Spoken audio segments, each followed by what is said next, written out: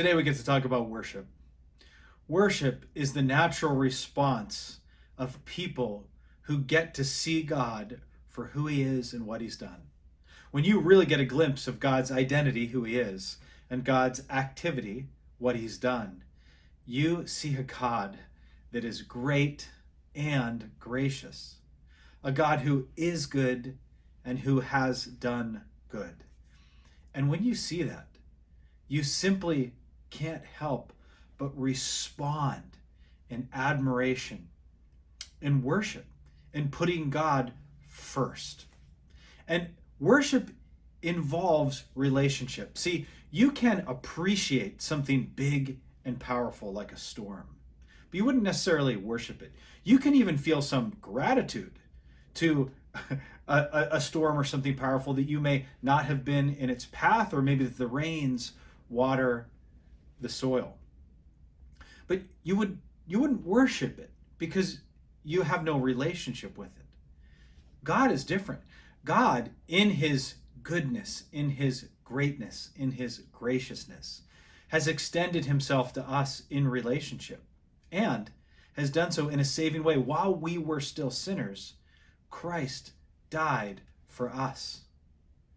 And it's not something that we need to earn. So we get to worship God not only from a place of deep relationship with God, we get to worship God from this deep place of rest. See, what I was reminded of in reading this chapter from J.I. Packer's book is that when you look, even in the original creation account, it was 6 days of work, then rest. But the Bible says that Jesus did that same pattern. He did the hard work of atoning for sin and then rested with the Father in heaven after his resurrection, so that we can start from rest and then work is just an outpouring of gratitude. See, again, look at creation, 6 days of work, and then it culminates in this day of rest. But the Bible says that Jesus raised on the first day of the week. So our first day is a day of worship and rest. So worship is this multi-layered concept.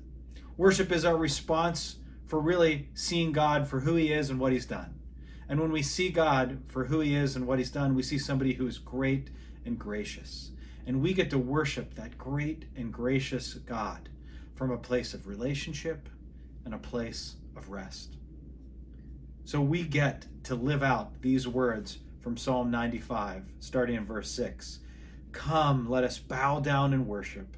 Let us kneel before the Lord our Maker, for he is God, and we are the people of his pasture, the flock under his care. I pray that this has given you cause to worship God, even right now, even today.